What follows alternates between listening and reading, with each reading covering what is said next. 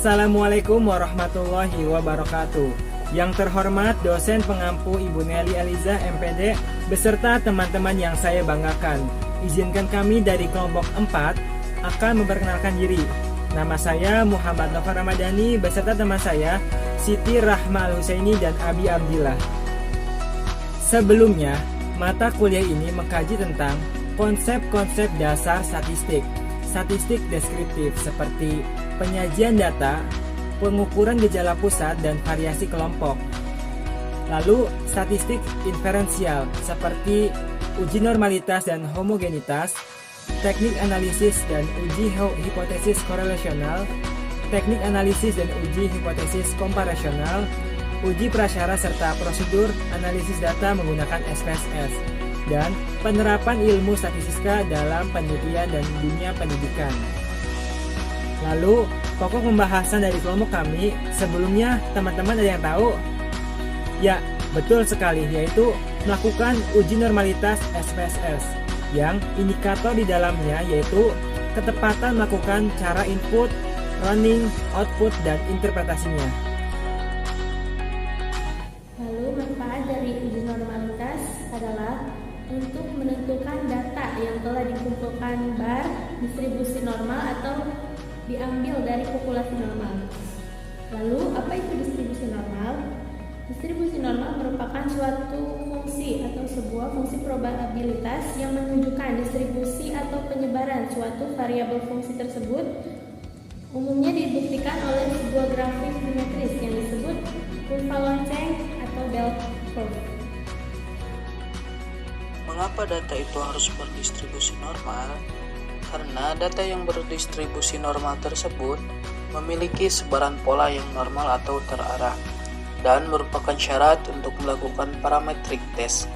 Dan ketika data kita dinyatakan belum terdistribusi normal, maka parametric test tidak dapat kita lakukan. Alhasil, kita hanya dapat melakukan olah data dengan non-parametric test. Untuk teman-teman semua, ini video tutorial uji normalitas dengan aplikasi SPSS. Simak baik-baik ya, dan jangan lupa berdoa sebelum tonton videonya. Assalamualaikum warahmatullahi wabarakatuh. Kami dari kelompok 4 akan membuat video tutorial uji normalitas data SPSS. Langkah pertama yaitu kita siapkan dulu data yang akan kita masukkan ke aplikasinya. Kita copy paste dulu. Copy, lalu kita paste di data view. Ya, setelah kita pastekan, untuk mengubahnya tidak ada 00,0-nya, kita pilih variable view. Lalu desimalnya kita nolkan. Lalu kita pilih measure. Nah, bagian measure ini kita pilih scale. Kenapa pilih variable scale? Karena tipe variabel yang digunakan untuk melakukan perhitungan data terhadap variabel angka, seperti menghitung nilai yang akan kita coba sekarang. Jadi kita pilih scale.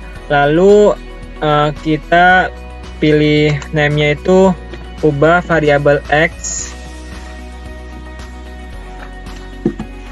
Dan yang kedua variabel Y. Untuk label X, kita coba misalkan nilai pagi.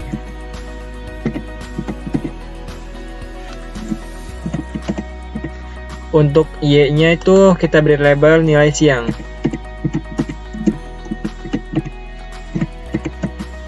Setelah itu kita kembali lagi ke data view. Sudah terlihat 00-nya sudah tidak ada karena sudah didesimalkan 0. Lalu kita selanjutnya pilih analyze, pilih descriptive statistik, lalu pilih explore. Di bagian sini nilai pagi dan nilai siang kita pindahkan ke independent list. Caranya kita klik sini. Lalu nilai siang juga. Setelah itu kita pilih plots. Lalu kita beri centang normality plot with test. Lalu kita continue, lalu oke. Ya, di bagian sini akan muncul beberapa tabel, dan yang akan kita gunakan yaitu tabel test of normality. Nah, di bagian test of normality ini ada dua, yaitu Kolmogorov-Smirnov dan Shapiro-Wilk.